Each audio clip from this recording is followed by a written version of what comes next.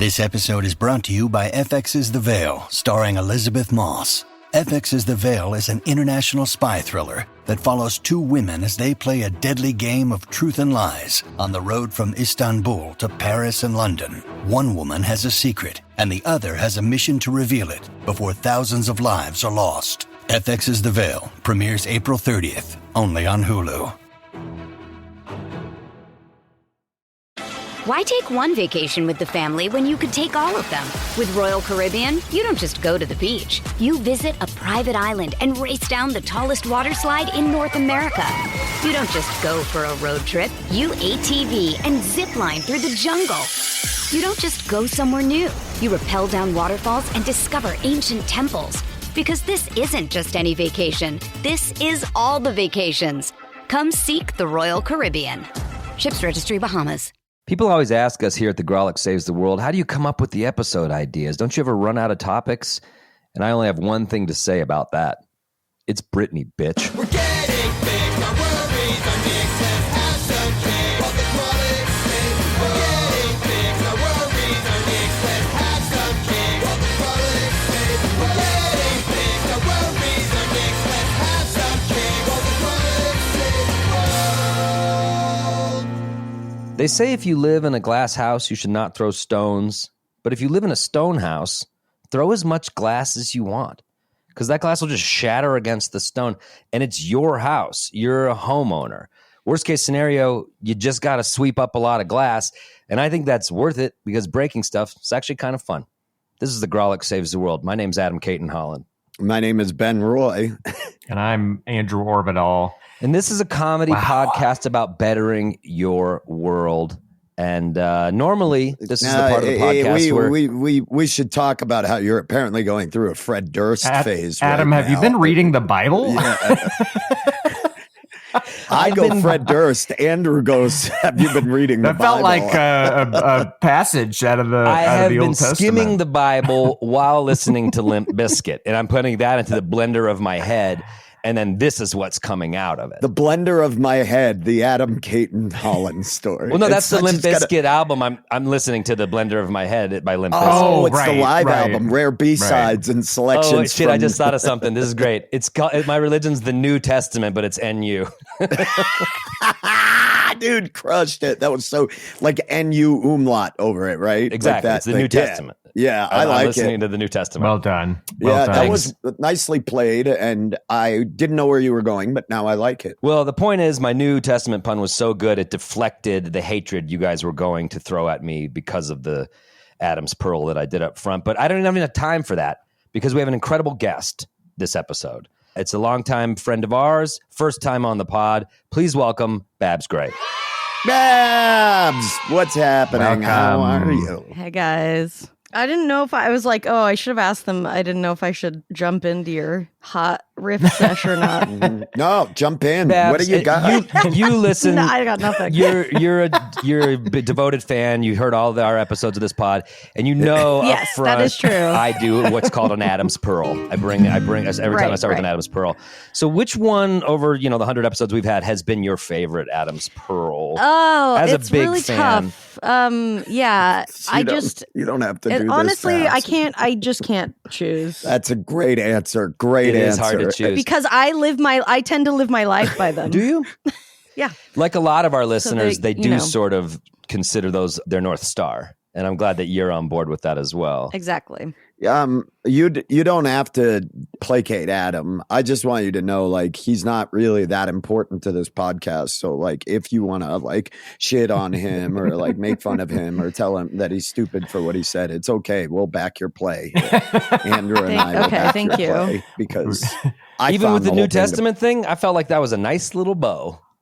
It was a nice little bow. It was everything before that and all the dog shit after that I found to be a little bit uncomfortable and troubling. Babs, and we are wondering how you are doing as a person. What, are you having a great spring break?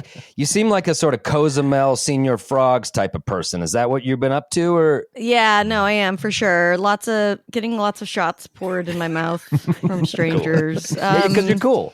Yeah, because I am cool. That's at the end of the day, I'm cool.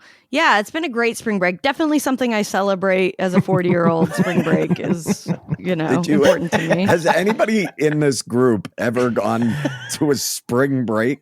Not even when I had the true Producer Ron opportunity. has. He says he went to Cancun. Cancun. Gross. I have Ron's to confess, living I went to life Jamaica right. my senior year of college. I went to like Montego Bay, Jamaica. Did you get the little braids? Yeah, that's a really good question, Adam. Adam, please do You tell. did? Yeah, well, I didn't even go to a guy. I just started hacky sacking on the beach high, and they just popped out of my head. It just came Oh, I out. got you. You really went to Montego Bay to? I did with like a group of friends. It was like a cheap packaged spring break experience. Our accommodations Did you really were get so the braids? shitty. Say it again. Did you really get the braids? No, I did not get braids. God damn it. I wanted this picture so bad. Oh, It was awful. I It was so needed gross. It was so gross. But I'm proud of my friends, and I were like there doing the spring break thing, but they kept you in like a gated community. But every day we would get this taxi driver with a van and be like, take us out to like the grocery store in town so we don't have to buy this expensive shit. And we befriended this dude. And one night we're like, will you take us out to like real Jamaica shit? And he took us to this bar, and there was a cool reggae band playing, and it was awesome. And we were all getting fucked up. And he's like, you do not leave this bar. Literally do not walk outside of this bar and stay with me. And like dudes were like poking their heads in the windows, be like, hey, white boy, like, come on out here. Like, you want cocaine? And I was just like, my dude warned me. We're not doing any of that shit. And then he drove us back to our fucking safe tourist bullshit. But that was the only real experience. The rest was just spring break fucking idiocy. How old were you? He was 33. I was a senior in college, so I was 34. I'd just gotten married. It was you were going to Auraria, like, or Metro or something. Yeah, I'm the like, creepy old guy auditing classes. There's always that guy. He was like Rodney Dangerfield in the movie where he goes back to school. Oh god, That's a I think it's great called movie. Back to School, literally. That's a great movie. It's like a spring break movie, but they bring the like 48-year-old guy who's just the old guy in college. Rodney Dangerfield. I don't know if I ever like got him. I think I need to like really watch, go back and like watch some of his shit. Oh, 'cause you I don't think there's I ever more was like some context? There's something you're missing to a Rodney Danger. Yeah, I think it might go deeper than I give never thought he myself was credit very for. funny, and I was like, I guess I just don't get comedy or something. I think it's like a generation. Yeah, It's like a different yeah. generation. Yeah, thing. I think if think any of so. us watched But- Back to School, we'd be horrified. Like, talk about, I'm sure that did not age well. Oh, I don't even want to know what's in that. Oh God. I remember it Oh, God. not like coming out aged well, so I can only imagine what has happened now. But Babs, we didn't just come on this Talk to you to about just Rodney talk to you Dangerfield. about Rodney Dangerfield. I thought that's what we were here for. Welcome to the Danger Cast. It's all Dangerfield all the Yeah, time. we just Hey yo, hey. Andrew, it's a wait, fucking- pause a second. Adam, I'm sorry.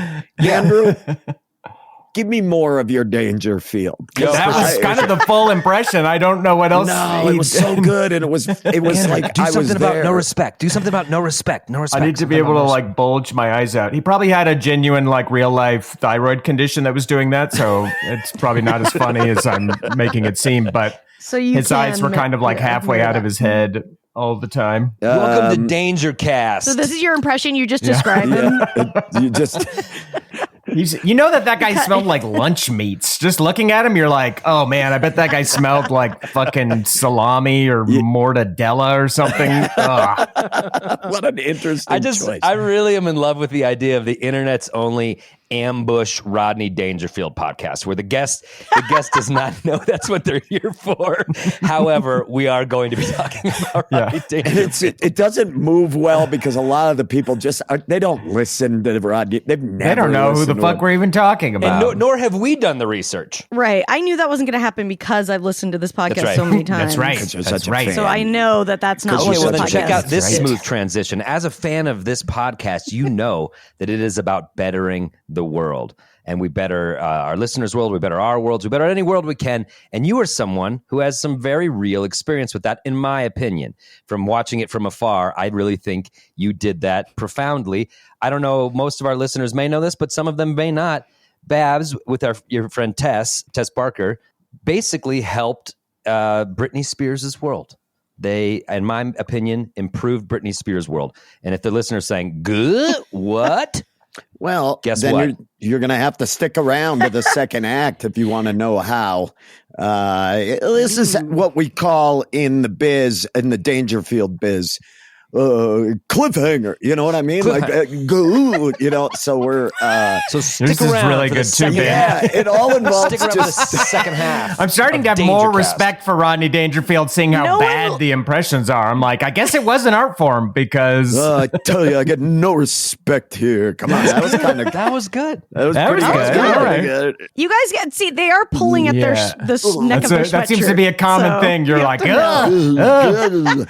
Well, anyway, why don't we do this? We're going to take a quick break. We got to pay some bills with some ads. Also, if you are not subscribing to our Patreon page, you definitely have to do that. Lots of cool stuff. Called Our the Danger podcast- Zone. Yeah, Pics and- of Rodney getting out of the bath in a hotel my in 1967. We got it all on the fucking. Yeah, and the danger alert is at red right now. It is high because it's hot. dry, so it's hot and dry.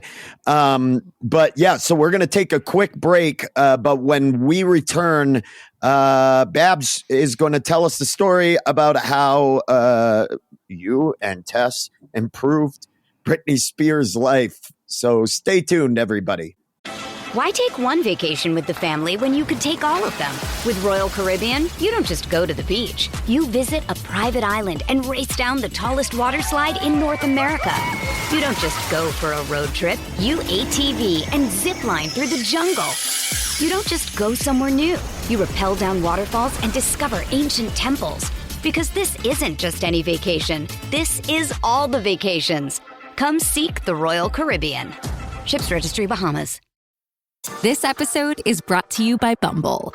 So, you want to find someone you're compatible with, specifically someone who's ready for a serious connection, totally open to having kids in the future, is a tall, rock-climbing Libra, and loves rom-coms with vegan pizzas on Tuesdays just as much as you do. Bumble knows that you know exactly what's right for you. So, whatever it is you're looking for, Bumble's features can help you find it. Date now on Bumble. Hey, it's Kaylee Cuoco for Priceline. Ready to go to your happy place for a happy price? Well, why didn't you say so? Just download the Priceline app right now and save up to 60% on hotels. So whether it's Cousin Kevin's Kazoo Concert in Kansas City, go Kevin, or Becky's Bachelorette Bash in Bermuda, you never have to miss a trip ever again. So download the Priceline app today. Your savings are waiting. Go to your happy place for a happy price. Go to your happy price, Priceline. I tell you what, I can't get no respect on this podcast. All right, We are back. We are still riffing on the Dangerfield podcast. We'll get one out there soon. We'll start that podcast. This is the Grolic Saves the World. You know it. You love it. We're here with Babs Gray. And I was awkwardly dancing around the subject up front to try to have a bit of a cliffhanger. But Babs, you helped champion the Free Britney movement. Yes. Now, I would like, if you don't mind, to give us a Cliff Notes for how that all went for you, for our listeners who may not be familiar with it at all. Yeah, sure. It's definitely a wild story. So yeah, I'll try to tell a quick version.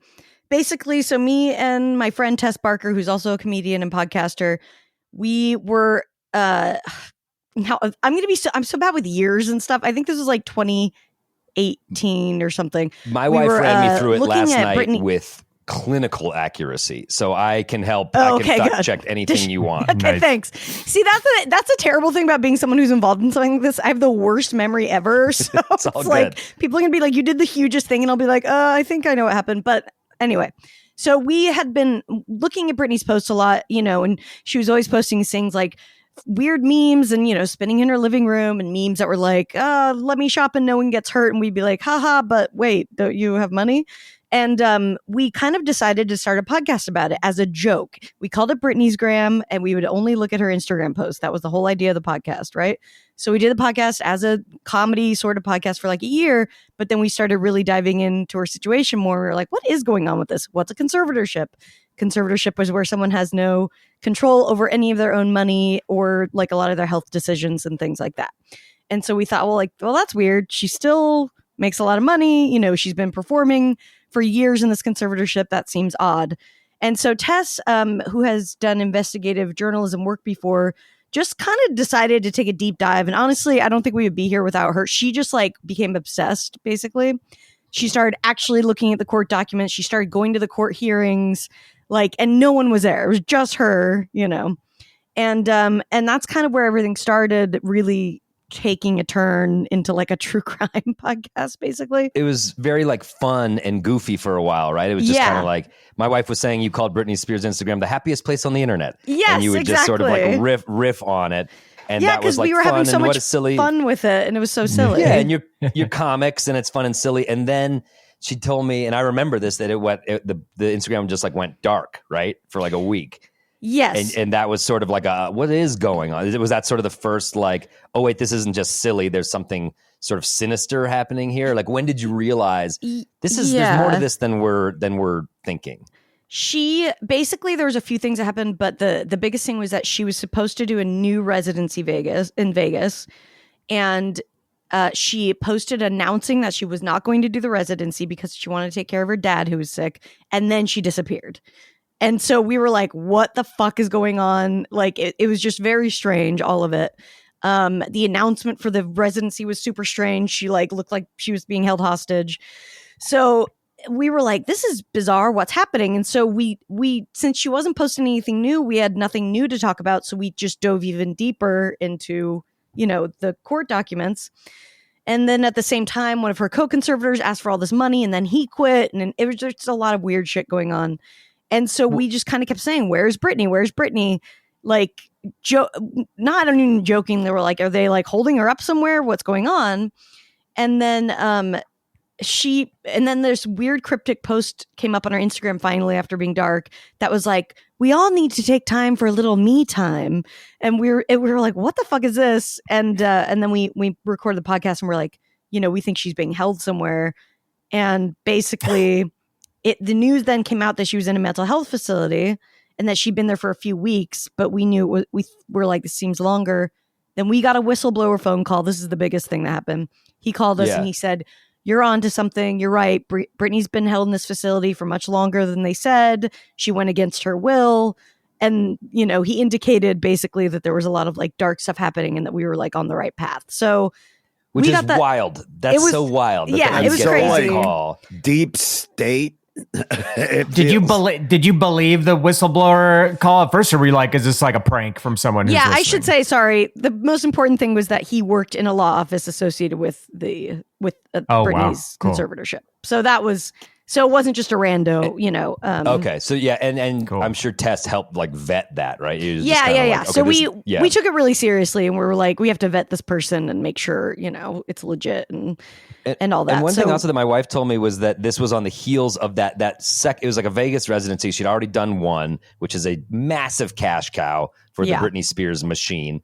And she was going to announce a second one. And there was this big, like, at the show is a big party. There was a guy who was going to interview her. And after posting that cryptic message you talked about, she came out at that thing and just walked off the stage and was like, fuck this. I remember that. And that was like big news. Yeah, and then she winds up in the facility, right? Right, exactly. Yeah. It was like, you know, Mario Lopez was there. He was kind of like, Britney. It was the biggest mess of all time. Interviewer? We watched it live. Oh my God. You guys, the video is incredible of it. Like, there's like, there's nothing happening for half an hour. Everyone's trying to vamp, and like Mario Lopez like introduces her by accident once, and then she finally comes up, and like she's got performers all around her. Like, you think, okay, she's gonna sing. She just looks scared, walks down the stairs, and just leaves immediately. It's so awesome. bizarre. Awesome. It's amazing. See, yeah. but Lopez is such a pro. He just goes, so here's some of my favorite Britney memories, and no one even minds. He just regales the entire Is that room. true? No, I'm just kidding. he did. I mean, might as well have. Yeah, he didn't, but he was just like Britney Spears, and then she just walked away. It was amazing. Well, and I want to just interject this.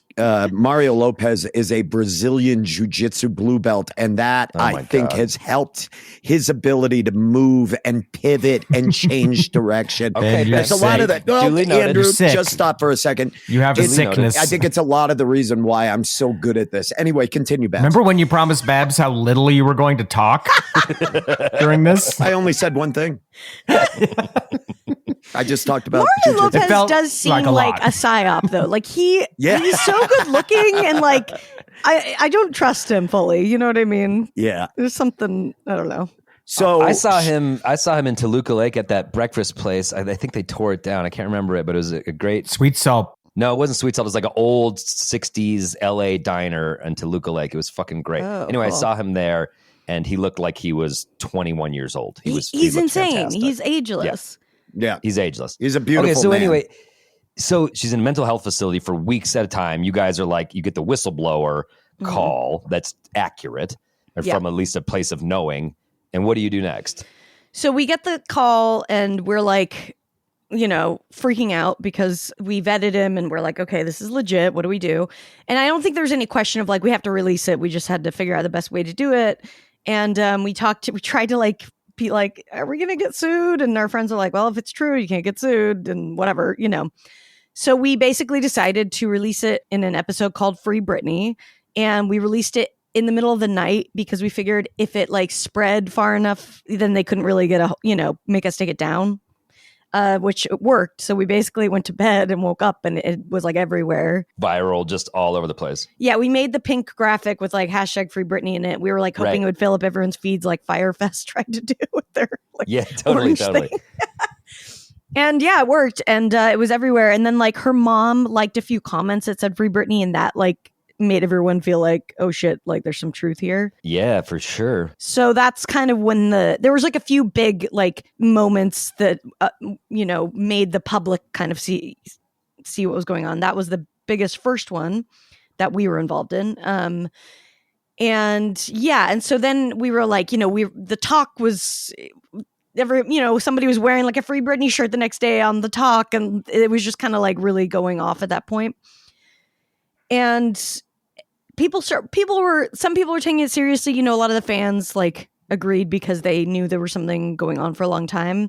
Other people thought it was, a conspiracy. So from that point on, it was kind of like it was in the news, but people were like not totally down with it yet, And then, well, I'm sure people, and as it has been sort of the case for her whole career, I'm sure people were like, whatever, this is a joke, Free Britney. Yeah. Like, I'm sure there was a tendency to dismiss it. It sounds silly, like that she would be imprisoned or whatever, but people don't know the extent of what was going on. Exactly. It was about trying to communicate that, I remember like there were court hearings in her case like every month, basically, at the courthouse downtown LA. And there would be like things to go over accounting or just like things like this always have a bunch of court hearings. And we would go to every court hearing. And I remember going to Kinko's to like get one of my Free Britney signs like made. And the guy was like, oh, all right. Yeah. Britney, does she really need help? Like she's rich. And I was like, well, she doesn't have access to literally any of that money that she makes. Did you know that? And he was like, oh, okay. I guess that sucks. So yeah, I was kind of trying to get people to care and be interested. And also know that there's a lot of people who are in conservatorships and in these situations who aren't Britney, who don't have the kind of attention that she has. And we were trying to like shine a light on that as well. Because a lot of older people get put into these and get taken advantage of and stuff. And, the they're whole pretty point. severe. They're Yeah, it's a severe for like move. people with dementia and people Yeah. who are like really mentally incapacitated, and they're very restrictive, as you know better than anyone. They're just like these really hard to break out of. Yeah, your whole like potentially personhood exploitive is taken situations. away. Yeah, and Right. so And you're often under a gag order of some sort, right? Like you're not allowed to discuss or to speak about it usually. that's not really a part of it that I know of. I think she was, because she basically was pressured by her father to be like, he held her kids over her as like a, kind of bargaining chip, basically. Right. Damn. So yeah, he would use a lot of coercive control with her children and stuff to keep her in line. Was it scary? Were you intimidated in the middle of this as this is getting huge and you're just like, I don't even know the legalese of this? Yes, Tess is an investigative journalist, but like this was a funny podcast and now we're at the forefront of this like massive fucking thing. Was that scary in real time or exciting or just both? It was like all the things. I mean, it was terrifying. We were like thrust into this huge thing overnight pretty much. And yeah, we're not fucking lawyers or, we don't know what the hell we're doing. So yeah, it was really scary. And we had a lot of pressure from coming at us from all angles of kind of being like the leaders of this movement that we weren't totally intending to be. I had no idea you were behind it. And look at this. Look, ready? Here we go. Listen. That's me wearing a Free Britney that's amazing tank top on my post in 2021, I think. That's how massive this was. You penetrated the jujitsu bubble. Wow. You don't find that a lot. Nothing I remember reading about it and being like, yeah, this is fucked up. I remember reading the articles about it. It was like it was everywhere. Like it was like fully a cultural moment. Yeah. As quickly as as it was like spreading and blowing up, was there like a negative side to that was blowing up? Were you getting like the shit bags of the internet coming out? What do you think? No, it was all great. It was fucking everything was cool. Loved every minute of it. Oh, that's awesome! What a cool story. Thanks for joining us. I had everybody was really formally nice. Cool. That's how we found the internet to be too. Oh no, it was I literally have just started to get over like the PTSD and shit that I experienced from it. It was really bad personally. You said that you're just like I guess I'm ready to talk about it a little bit. So we do appreciate you doing, but it's good to talk about it, right? Because when you're in the bubble of it, it was really like when I was in it, that was my whole world. You have to for 3 years basically. All we did was research Britney's thing, go to court hearings, like talk about her. And the thing is we were in, obviously I'm a fan of her, but the huge stands are like at a different level. Like all they think about is Britney Spears, and so we were in their world, and that's kind of, it's a very, it was just a lot of intense people, and there were people accusing us of just being in it for the money. And then, there's all this shit, which is just insane. I mean, we never put any ads on Britney's gram once, not even on the Free Britney episode that got, millions of downloads or whatever. So we were just having people coming at us from all angles, and so it was really difficult. And then some of them were trying to accuse us of being on the side of like her dad, just like people were, there were so many conspiracies about what was going on with her that eventually we were also a conspiracy. Oh God, I love that when the snake starts eating its own tail. Yeah. It's really fun. Yeah. And so it was really maddening because like, I don't know if you guys have ever experienced this, but just when someone's like telling lies about you, it's really fucks you up in the head because you're like, that's not true, but people think it is. And no matter what you say to defend yourself, they use that against you. It just kind of is this like sick cycle. So that definitely happened a lot. I mean, we had, it's so complicated, but we had some people who were stalking us and they had our phone numbers. We had to change our phone numbers, stuff like that. So it did get it got really bad. Oh my God. That's terrifying. Yeah, it was not fun. And then there was a lot of stuff. There's also millions of dollars involved here. You're fucking with a lot of people's money who are riding the Britney machine. And you're like, this is wrong. And now people are like, well, I'm going to lose $15 million a year if you get me out of it. So that's a dangerous situation. Totally. Yeah, they had apparently they had the security company that they hired had dossiers on all of us and stuff. Oh my God. That's crazy. Wouldn't you love to see your dossier? Awesome. I want to see it so bad. I'm like, what pick did they choose? Katie, my wife, told me that, and I think she read this in Britney's book, so I don't know if you were aware of it in real time, that while Britney was at this mental facility and you guys put out the pink Free Britney stuff, it was exploded. And she said that Britney wrote in her book about some nurse kind of pulling her aside and saying look at what's going on for you. And that she sort of said that gave her, I guess my wife told me she talked a lot about being ashamed that she was in this conservatorship and that she felt stupid for being in it. And like that showed her that like, oh no, people care about you and like think that this is fucked up as well, and sort of helped her to be like, okay, well then I'm going to pursue this a little bit more. Did you know of that? Did that ever get back to you where you're like, oh shit, like this person who we're trying to help is aware of it? Yeah, I didn't know about the nurse until the book. We definitely knew that she was aware of what was happening, and like, we knew that. And she did end up getting out of the facility because of all of it, you know, which was huge because we felt like she was like her life was at risk in there. I mean, it seemed really bad, especially when she talked about the facility afterwards. She said that she was just like, I don't know, felt like she was in what do they call it? Like solitary confinement almost. I'm sure it wasn't like that extreme as a prison, but the way she described it, it's a type felt of like segregation where because she's also such a high profile person. I doubt you would, you know, there'd be a ton of interest of letting her roll around and totally like in population with other people, you know? Yeah. So I think she couldn't have caffeine. She couldn't have alcohol. She had to have permission for her boyfriend to come over.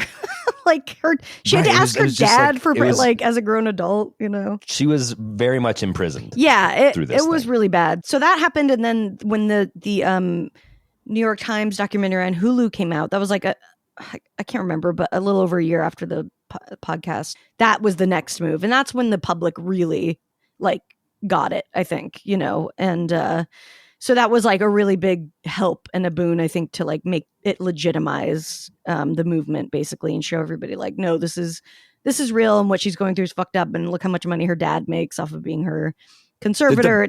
Did the backlash towards you both change once people saw the legitimacy, or did it still bring a lot of the kind No, of it got worse. Oh fuck.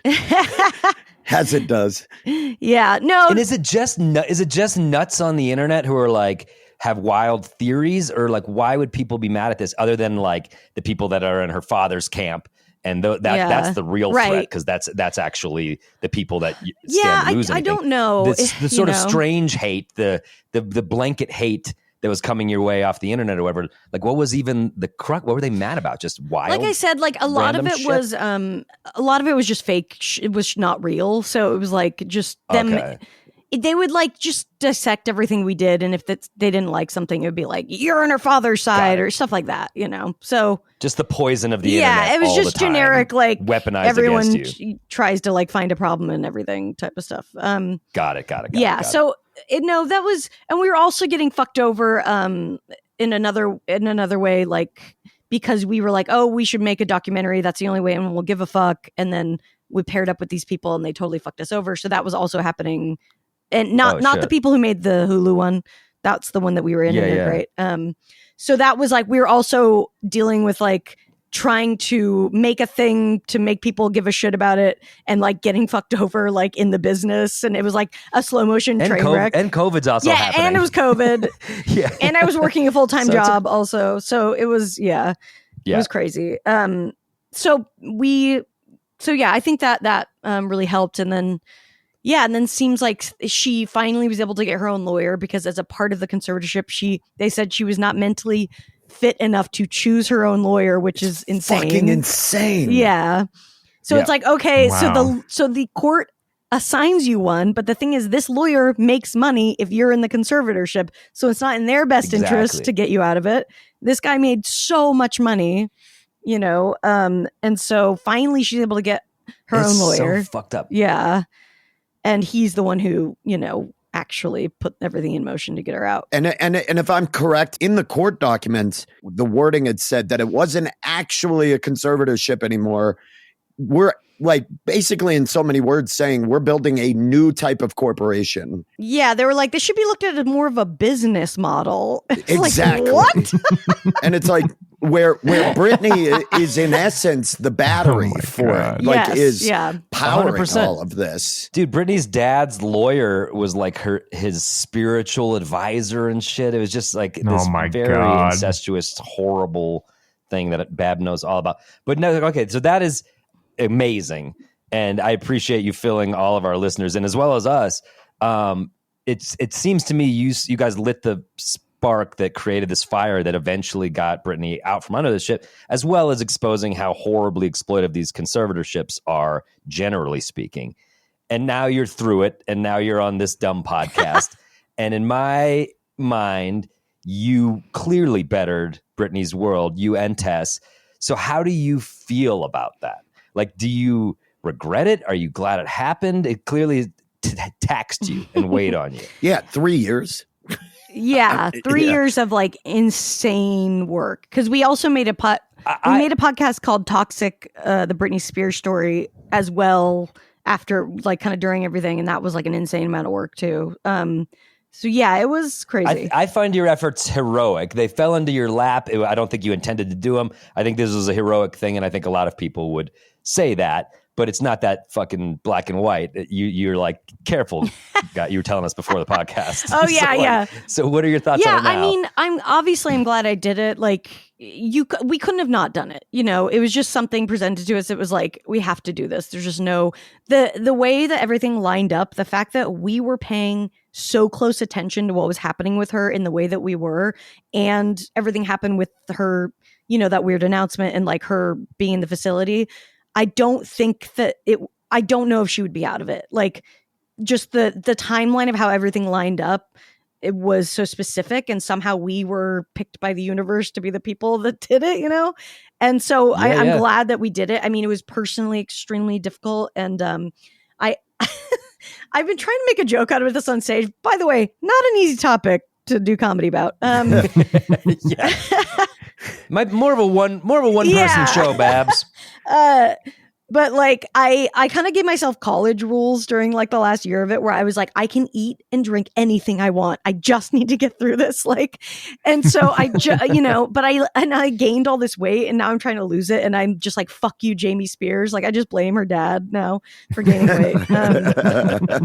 But you know, it's so personally, yeah, it took a big toll. Like, I did have a lot of trauma around like the internet and the trolls and just those people, and even talking about it freaked me out because I was afraid of them picking apart my words and stuff like that. But I would definitely do it again. I mean, it was, you know, I think hugely important, obviously, for her, and I think, yeah, again, to shine a light on other conservatorships, and it did change some laws in California, at least, about conservatorships. I mean, that's crazy. Can I ask you the question that I think a lot of people are wondering? Did Britney reach out? Did you meet her? Did you get to talk? We didn't meet her. She did reach out like indirectly, and said thank you. So yeah, we did hear from her. That's amazing. Yeah. How did that feel? I mean, was that it felt good? Well, it's hard to. It was under like an account where we were like, we're pretty sure this is her, and it's like a dummy account that she has, but like I can't 1,000% say it is, so I don't want to, you know, I'm like, this could just be some weirdo who is faking being her. I don't know.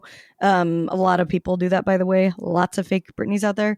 So that's why I'm like, I think she did, but I'm not, you know, I'm not sure. So. But did that matter to you? Did you want that like direct connection? I did, but I didn't really care that much. Like, it was like, I knew she was grateful, and like that wasn't like the I don't know, end result I like needed, I guess. Yeah. Know? Yeah. Can I ask a question? I was talking to Ben and Andrew and Ron about this before you came on, and I don't want to get too grandiose with it, but I've been thinking about it a lot, and it feels to me like with Britney Spears and us growing up with Britney Spears and seeing her as this like, young Mickey Mouse Club pop star all the way through this wild ride, she was always, and we consider ourselves sensitive, good people, but she was always a punchline for me. Yeah. Always. And I think most of our generation was like, yeah, it's whatever, the MTV pop star. And then through all of this, we saw this very real suffering and mental illness and almost enslavement. And we're like, holy shit, this is what's going on with Britney Spears. So it's almost just like it's like this cultural moment in my mind where people stopped treating her or the celebrity as two-dimensional and started seeing the celebrity as three-dimensional and having serious fucking issues. And that we're all sort of like, no one didn't make a Britney joke growing up. You know what it's just like, so, and even you guys started the podcast sort of tongue in cheek, like, look at the silly Instagram. And then you very much saw the realness of it in this whole fleshed out situation. I think that's going to change the way we look at celebrities from here on out. Like, I think there'll be, if there's this horrible moment like there was when she shaved her head and everyone thought she's going nuts back in the day and we probably just laughed it off with late night jokes. Now you're like, no, there's very real shit going on here. Like, is this person okay? And I think that was the Britney Spears experience for society. Definitely. That was the biggest thing, kind of researching all of it and really going back then, is just looking at how, vilified she was and how much shit she was put through. And she was just such a sweet, good person. It's like she's put through so much stuff. She's never been arrested. She's never hurt anyone, and there's people out there like, fucking Charlie Sheen and people who have done, I think, a lot more harm, or at least been a lot more shitty than she has, who just like totally skated by. And I mean, if Rob Schneider is allowed to have his own money, then why the fuck can't Britney Spears have her own money? I mean, that's legitimately like true. Yeah. What are we saying, that like wealthy entertainers and athletes, all the ones you're seeing that are in control of their money, they're doing good things with it. Yeah. You know what I mean? And that's just not true. Justin Bieber is just as fucked up, I'm sure, from the tolls of being famous from an early age as Britney was. Right. Well, and I mean, I think, it's hard to, obviously, her Instagram now is like, people are like, oh, I'm worried about her and stuff. And it's not that I'm not. I am. Like, I think that there's some mental health stuff there at play, of course. But the problem is that they were forcing her to work without having access to her own money. And like that, you're not going to tell me that what she went through didn't exacerbate, her mental health stuff. Like, so that's the thing, is it's like, even if she needed help, you did not help her the correct way. There's a mental health conservatorship you can put someone in. They didn't put her under that one. They put her under the one where you get to control their money. So it's just, if they were trying to, quote, help her at all, they went about it the wrong way, and I don't think that was the intention, I'm going to assume I know the correct answer to this just because of the legality of it. But I'm going to ask anyway. Did her dad ever reach out or say anything to you all? No. I mean, we just had we knew after, so there was a second New York Times documentary, and so we knew that they were like keeping an eye on us, basically, but we never got reached out to. And that was the thing, is we were like, well, they're not suing us because they would have to prove that the stuff we're saying is wrong, and they can't do that. So yeah, and it's I mean, that's a win. Yeah. Looking back now, in hindsight, now that you look back at all of this, did you, when you started that initial looking into it, did you ever think it would get to be years and as massive a social movement as it was? No. I even now I don't understand. Like, I'll be in the grocery store and I'll hear "Hit Me Baby," and I'm like, oh yeah. That's so fucking weird. It's like zeitgeist. It's everywhere. Yeah. It's bizarre. Yeah. No, I mean, not in a million years. We thought we were just doing some stupid one-off podcast thing about her Instagram memes. I know. That's. Do you think "Slave for You" is a hidden message? Oh yeah, actually, a lot of her songs have are kind of you can find the hidden messages if you want. Well, I do want. I have a question for Adam and Ben. Taking a cue from Bab's heroic intervention, who's a troubled celebrity that you would intervene on behalf of? I think Babs is saying it's a loaded experience, Andrew. Yeah, so get ready. So get ready to be doxxed. I know. It's going to be 3 years of your life on this. It's gonna fuck you up. I'm going with Jared Leto. Putting him into a conservatorship where he can no longer act and and be one of the most horrible human beings in Hollywood, apparently. Yeah, okay. I'm giving him some time out. It's an imprison Leto movement. Oh, you want an imprison Jared Leto? Yeah, this intervention is going the other way. We're going to that's not the message of the podcast, though, Andrew. And I don't think that's what Babs was doing, was trying to imprison. I just said you had to intervene on their behalf. All right. Adam, do you have one? I think I'd intervene on Andrew's behalf. He's a C-list celebrity. I don't like a lot of and his money. We've been keeping him and taking his money, and I think it's time we stop. That's what No, I have one for sure.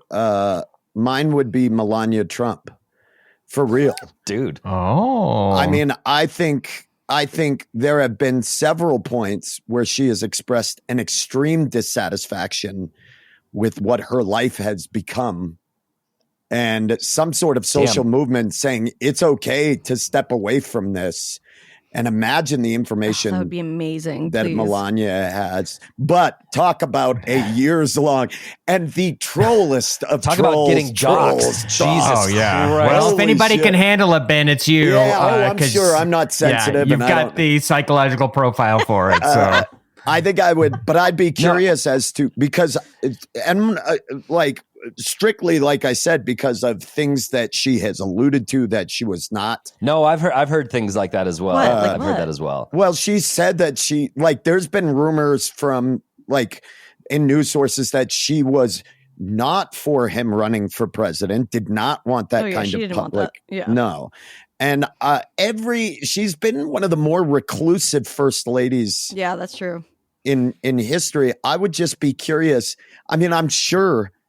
Do you imagine how terrifying that is? Like, to try, not only did he have organized crime ties, but now he's at the highest levels of government. I can't imagine. Like, all right, we'll start that pod and we'll start the Dangerfield pod. This has been very helpful. Free Melania. We've got two gold mines. Babs, would you do it again if you had the opportunity to do it again for like a different celebrity? Would you do it again? Said that dipshit. For a different celebrity? Yeah, different celebrity. Oh, cool question. Never mind. You're not a dipshit. You know what? I would do it for French Stewart. He's my guy. Nice. Is French Stewart being held hostage? Amazing. He's not, Let's but get I just over love to him. French's Instagram. French, you've got somebody watching your back. What do you think? Awesome. I mean, like, again, this fell into your lap. You weren't like setting out to crusade for Britney. It just sort of happened for you. But if someone out there, and it's probably impossible to have a comparable situation, but like if someone out there perceives suffering from someone else, or that someone else is in a shitty situation, and perhaps they should intervene because they're seeing something or thinking about something, what advice would you sort of give to that person? Obviously, like, buyer beware. You don't know what you're getting into, but like there is sort of this is presumptuous of me, but I feel obligated to look further into this because something's radar's going off in my head. What advice would you give to that person? Oh boy, it's tough because we were in such a specific situation. I think all I can say is, like, the facts are your friend. You know that's what we tried to do really after because so much of what we had was conjecture and just like guessing before it started becoming serious. And then we were like, all we want to do is get the facts across to people because that's what's going to change people's minds, you know? And even though there was a lot of conspiracy, like, just because it was a big internet thing. So yeah, I think do your research, like, get your facts together, that the kinds of things are going to impact what people think, like have your bullet points down, and get a buddy to be in it with you. Because if I had not had Tess, there's no way I would have survived this. Like, we were the only people that kept each other afloat. Are you two like crazy close still? Yeah, I mean, we're like war buddies. Like, we went through hell and back, you know. like is there you can always look to her and know, like, you've been through what I've been through. Yeah. Nobody will ever understand. Like, we get it. So if you can find a community or find other people who are into it, I'd definitely do that, because it's going to be a really, it's so hard. You need somebody to be there with and just to laugh about how absurd it is. I mean, there's so many moments where we look at each other and be like, what the fuck are we doing? Like, what is this? Totally. Totally. I can't. That's actually really good advice. Because also you could be like, am I nuts in thinking this? Yeah, you need someone to bounce it off of, for sure. Yeah. Well, shit, Babs, this was so interesting. I'm wondering, do you think it's important for us as human beings to do that, to sacrifice ourselves for other people? Such an intense question. It's a real question. So intense. It's super intense. I don't think it is. I think it's to stupid. A point, yeah. I mean, you obviously can't lose yourself, you have to, there were times when I think that I was like, I have to quit this. Like, this is too much, Yeah. And I'm glad I kept going, but obviously, like, you have to look out for yourself as well. So yeah. Yes, but I guess use your own mask first or whatever. I want to change airplane my thing is. answer. I want to free Babs from this. Hashtag free Babs. Free Babs. We're gonna work. It's okay. I'm doing better. No, just wait. And the shirt is stop. Babs wearing a free Britney shirt. It's like a mirror on a mirror on a mirror on a mirror. We're gonna have free Babs shirts, and 3 middle-aged white dudes are gonna come to your rescue. We're gonna free you. We're gonna do a podcast about your Thank you so podcast where we look for clues, because I think, and I don't here's my think Babs can get out of Shut that up, Andrew. podcast. I think Tess is holding Babs hostage and has been my for God. and This goes all the way to the top.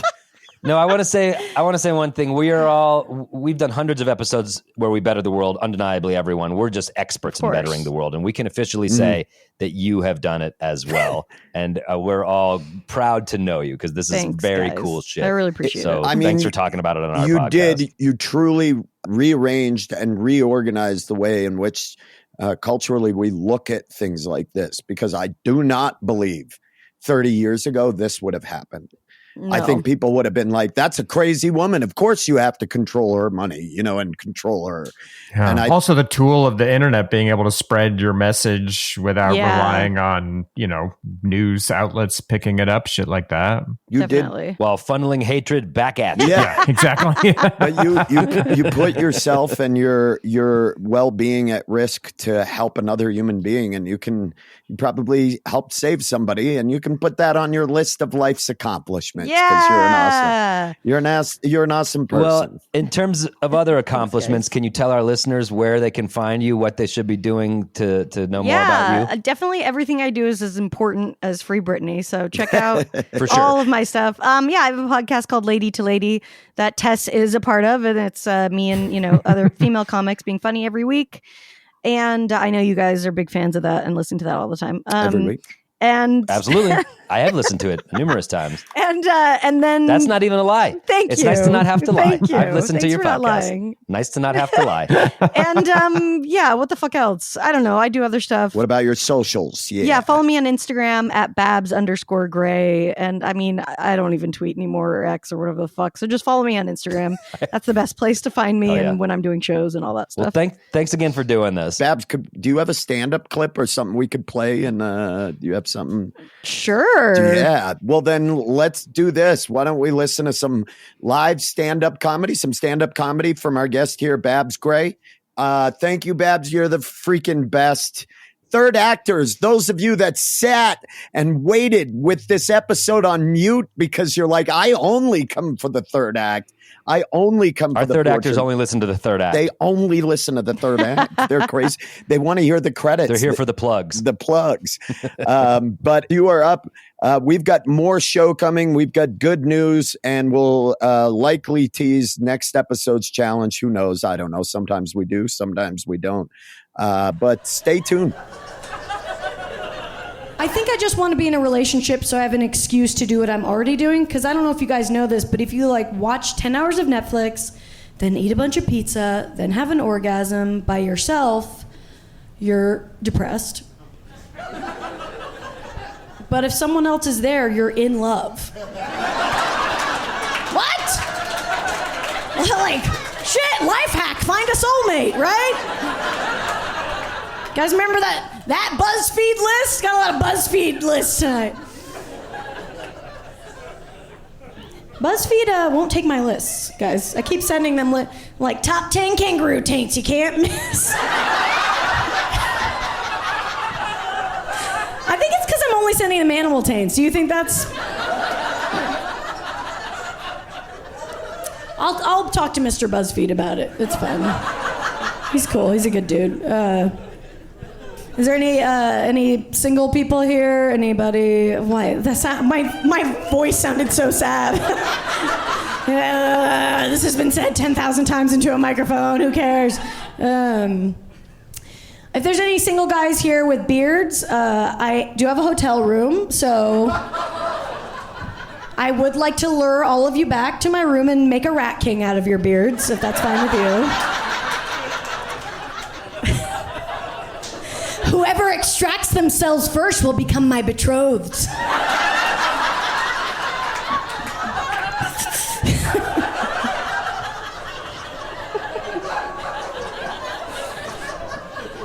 I have been dating. I don't wear a lot of makeup because I don't date men who make enough money to earn a better version of my face.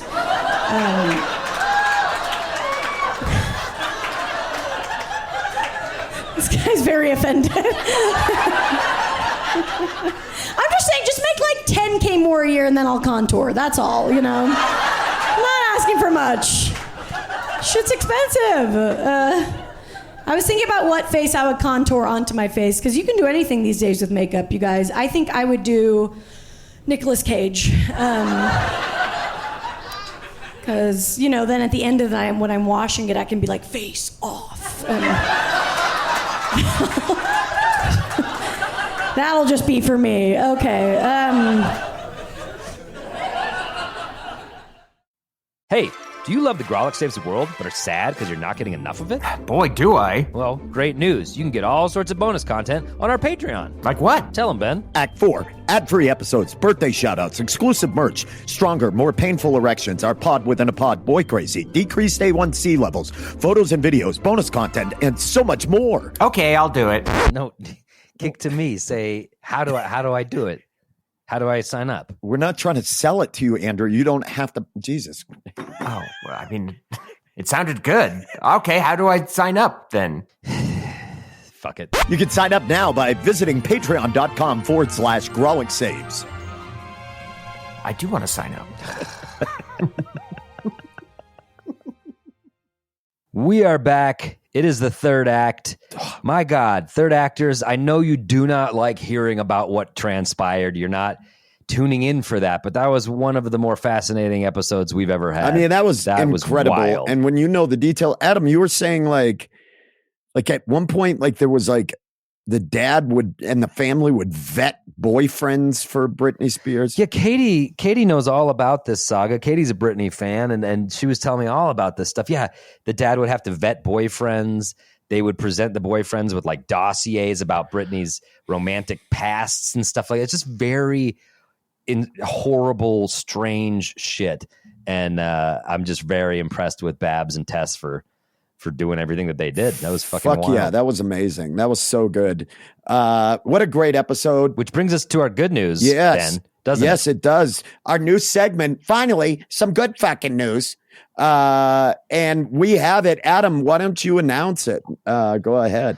We are just delighted at The Grolic Saves the World to present our first ever GSTW award for actually saving the world to Babs Gray. She is someone who did it. She's someone who bettered that world out there. Hooray, hooray, Put hooray. You're the herself on first the recipient line. of Yeah. our award, the Grolic Saves the World Savers Award, brought to you by Savers Discount Secondhand Store. Unfortunately, Adam, I just checked, and Savers Secondhand Store doesn't exist anymore. It's out of business. How about a Sam Goody gift certificate? $25 to a music fan. Sam Goody. $25 to Sam Goody. Yeah, guys, I hate to tell you that. That's actually not a thing anymore either. Oh my Goody God. is gone. So we should have thought about this before we gave the So award what I'm out. offering, Babs, is $25 to King Supers grocery store. Local grocery chain. Local grocery store chain. And you can use my loyal customer discount code, my little booper thing to. And if you forget the booper at home, Ben, you can just punch in my phone number. It's actually my my ex-wife's phone number. So I've been. She was always the responsible one. Yeah, she was. So Babs, as the recipient of our first ever Grolic Saves the World Savers Award, you can accompany Ben on a shopping trip to King Supers in Denver, and Ben the Grolics will pay for $25 worth of groceries, and Ben will punch in his discount code. So that's my ex-wife's honestly discount like 30 code. to 35. I want to make his ex-wife's discount code.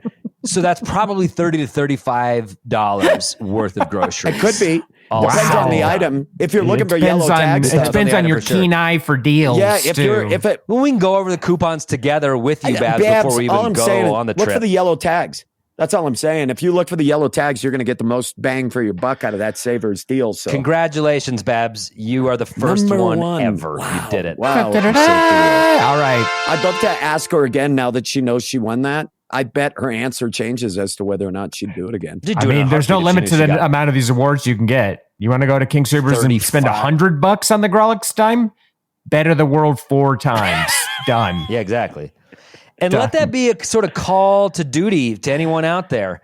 If you really feel motivated to put some good in the world, think about the groceries windfall you could get from getting the Grolix Saves the World Savers Call Award. to duty. Yeah, Call to Duty, our new game, the Grolix at A new home game. off-brand video game that we're working on. Andrew, how is your voice today? How's it feeling? Oh, shit, it's time.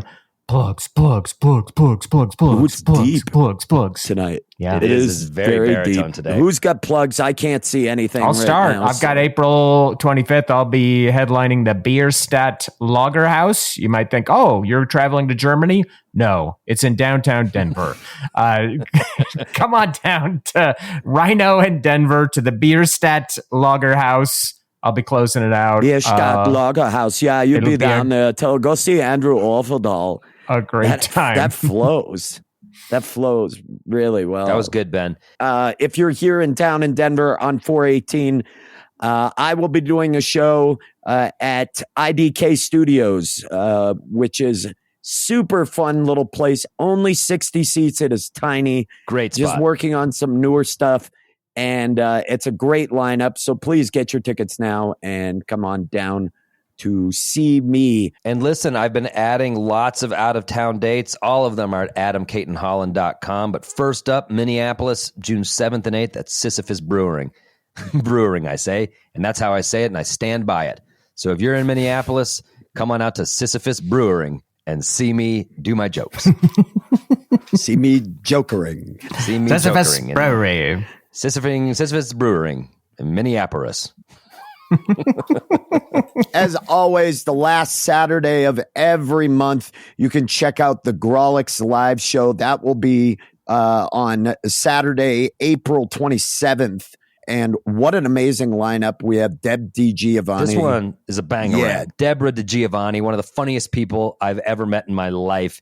Been to the Grolix once before. She's coming back. You're going to want to get tickets for that. It's going to sell out. Deborah is so funny. Oh, yeah. As always, tickets are on sale. You can get tickets for that show as well as all the other ones we mentioned in the show notes below. As always, a big thanks to producer Ronnie D, Ron Doyle, producer Ron, for making this show happen. Big shout out to Mike Henderson for all of your help recording at our live show. Theme music brought to you by the incomparable Charlie Continental.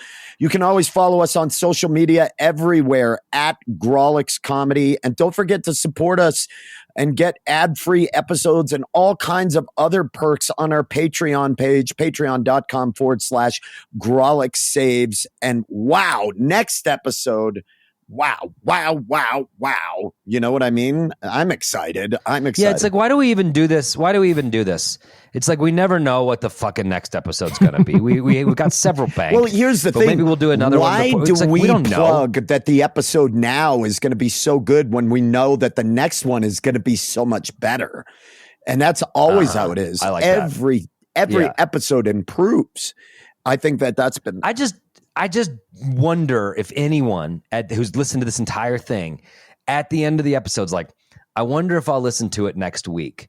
And then we can say, well, guess what? Next week is this. And they're like, oh, baby, I'm in. I feel like we've either got them or we don't. You know what I mean, you guys? It's like you either like this show or you don't fucking like it. Adam, so we'll be back next week. I don't think you should be so standoffish about this. I don't think it's that weird to tease the next episode, but you've taken a very We will hard be back next episode with Rodney Dangerfield, a huge get. Wow. For the Danger Cast. Danger you are Cast. not going to want to miss this The one. Dangerfield. I hate to tell everybody out there is terrified they're gonna get an episode of the Danger Cast at some point.